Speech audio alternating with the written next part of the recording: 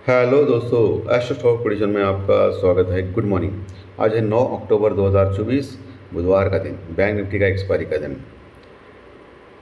Pre market report में प्रस्तुत कर रहा हूँ, सुबह के 7 बजे है। और शुरू करने से पहले चैनल के डिस्क्रिप्शन बॉक्स में बिलो द टाइटल डिस्क्लेमर रखा है, उसको कृपया पढ़ी जानिए। एज पर डिस्क्लेमर, ये एजुकेशनल प्रोग्राम है। इसके तहत जो भी मैं बोल रहा हूँ ये मेरी पर्सनल राय है, मेरी खुद की राय है। आपके प्रॉफिट या लॉस, लाभ या हानि के लिए मैं और मेरा चैनल जिम्मेदार नहीं रहेंगे, रिस्पॉन्सिबल नहीं रहेंगे। ये प्लीज़ नोट करके रखिए। मेरा एस्ट्रो स्टॉक प्रेडिक्शन चैनल केवल और केवल सिर्फ और सिर्फ यूट्यूब पे ही अवेलेबल है, बाकी कहीं भी नहीं, ये भी नोट करके रखिए।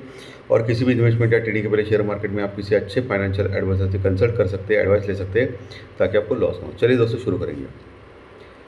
कल ऐसी बातें कही जा रही थी बीते हुए कल कि ईरान ने न्यूक्लियर टेस्ट किया है, यानी ईरान अभी न्यूक्लियर कंट्री हो चुका है, परमाणु बम वाला कंट्री हो चुका है।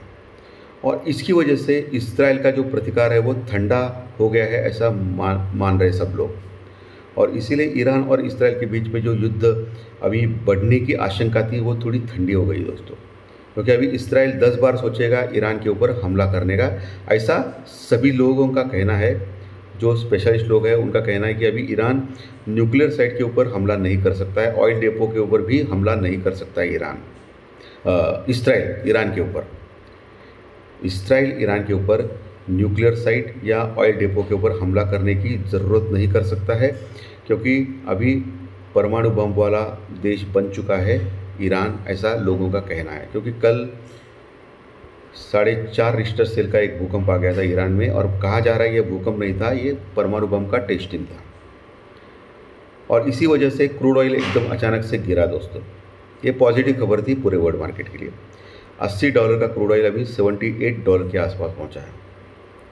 डॉलर इंडेक्स 10 साल की बॉन्ड जो बढ़ी थी वो भी घट गई है।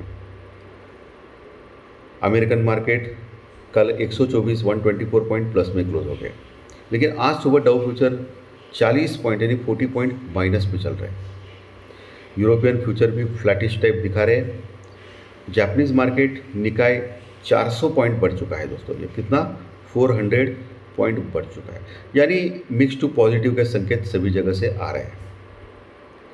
रशिया यूक्रेन का वॉर तो चल रहा है, लेकिन ईरान और इसराइल के बीच में जो युद्ध चल रहा था वो थोड़ा ठंडा बन चुका है, क्योंकि इसराइल को अभी डर है कि अगर उसने हमला किया तो परमाणु बम का इस्तेमाल कर सकता है ईरान। और इसी वजह से अभी इसराइल थोड़ा सा ठंडा पड़ चुका है, ऐसा लोगों का कहना है। लेकिन मुझे तो लग रहा है कि इसराइल एक ऐसा कंट्री है जो एक युद्ध में बहुत विश्वास करता है, क्योंकि हमेशा युद्ध करने में सक्षम होता है। आप देख सकते हो, सो वो चुप बैठने वाला नहीं है, लेकिन देखना है क्या कर सकता है वो। इसलिए आपको बहुत ही केयरफुल रहना है। कभी भी कौन सी भी टाइम पे करवट बदल सकता है मार्केट, ये ध्यान में रखिए। और जब तक इम्पोर्टेंट लेवल के ऊपर क्लोजिंग करना नहीं चालू कर देता है मार्केट, तब तक डर वाली बात है। और दूसरा सबसे बड़ा डर जो है वो एफआई की निरंतर सेलिंग। कल भी 5,700 करोड़ यानी 5,700 करोड़ के आसपास का माल एफआई ने सेल किया। बड़ी क्वांटिटी में एफआई की सेलिंग अभी भी जारी है। और अब लॉन्ग पोजीशन जो है इंडेक्स में एफआई की बहुत काफ़ी कम हो चुके हैं, 45% के ऊपर पहुंची है। कितना? 45% के आसपास पहुंची है एफआई की लॉन्ग पोजीशन इंडेक्स में, यानी निफ्टी बैंक निफ्टी में। इसका मतलब, दूसरा मतलब यही होता है कि 55% यानी 55% अभी वो शॉर्ट में बन चुके हैं। शॉर्ट किया है उन्होंने मार्केट को, शॉर्ट में पोजीशन बनाई है एफआई ने। और वही डीआई निरंतर बाइंग कर रहा है। डीआई ने कल भी मजबूत बाइंग की 7-8 हज़ार करोड़ की, और फिर से कैश में बाइंग की 7-8 हज़ार करोड़ की, 7,800 के आसपास की, और मार्केट को सपोर्ट किया। कल मार्केट अच्छा खासा बढ़ा। निफ्टी लगभग 200-220 पॉइंट प्लस में क्लोज हो गया, 200-220 पॉइंट, और 24,013 के पास 25,013 के पास क्लोज हो गया निफ्टी कल के सत्र में। 25,013 के पास, यानी 25,000 के ऊपर की क्लोजिंग फिर से हासिल की निफ्टी ने कल के सत्र में। और वही बैंक निफ्टी स्ट्रॉन्ग था निफ्टी से भी ज़्यादा, और 500-550 पॉइंट बैंक निफ्टी भी बढ़ा दोस्तों कल के सत्र में, 500-550 पॉइंट। और कल बैंक निफ्टी ने 51,000 यानी 51,000 की ऊपर की क्लोजिंग की। ऑलरेडी ओवरसोल्ड थे मार्केट निफ्टी और बैंक निफ्टी बीते हुए कल, और इसीलिए बाउंस बैक होना तय था मार्केट में। पुट कॉल रेशो अभी ठीक ठाक आ चुका है, निफ्टी का 0.76 के आसपास आ चुका है जो काफ़ी नीचे था, और वही बैंक निफ्टी का भी पुट कॉल रेशो अभी 0.75 के पास पहुंचा है जो काफ़ी ओवरसोल्ड था, 0.55 के पास था। इंडिया विक्स कल घटा 3-4% और अभी 14.5 के पास पहुंचा है इंडिया विक्स, वोलेटिलिटी इंडेक्स यानी घबराहट का इंडेक्स। जब तक 15 के ऊपर नहीं जाता है तब तक डरने वाली बात नहीं है। 15 के नीचे रहेगा तो मार्केट में तेज़ी रहेगी, ये ध्यान में रखिए। ये आपको इंडिकेशन में सिखा रहा हूँ कि कैसे देखा जाता है इंडिया विक्स को। तो आज सुबह माहौल ठीक ठाक है मार्केट में सभी जगह। आज सबसे इम्पोर्टेंट दिन है मार्केट में, हमारे इंडियन स्टॉक मार्केट में। क्यों? क्योंकि आज आरबीआई की पॉलिसी है, रिजर्व बैंक ऑफ इंडिया की पॉलिसी। और कहाँ ये जा रहा है कि RBI rate of interest as it is रखेगा, यानी बढ़ाएगा भी नहीं और घटाएगा भी नहीं। ये सब लोग लगभग मान चुके हैं, यानी आरबीआई की पॉलिसी आज नॉन इवेंट रहेगी। तो इम्पोर्टेंट क्या है? इम्पोर्टेंट है रेपो रेट का बढ़ना या घटाना। जो ऑलरेडी रेपो रेट बढ़ाया था बीच में पिछली बार आरबीआई ने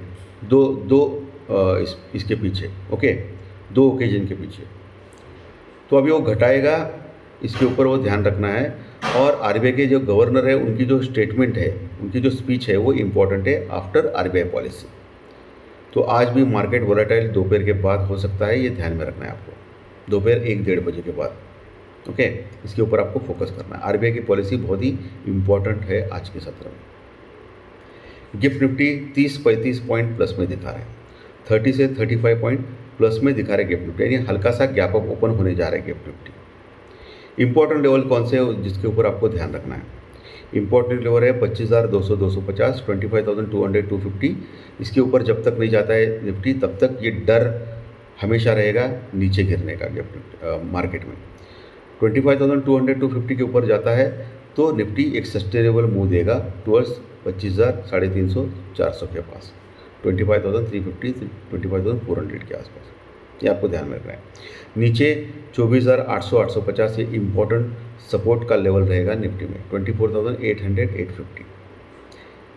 पिछले परसों के दिन जो लो लगाया था निफ्टी ने वो डबल बॉटम जैसा था दोस्तों।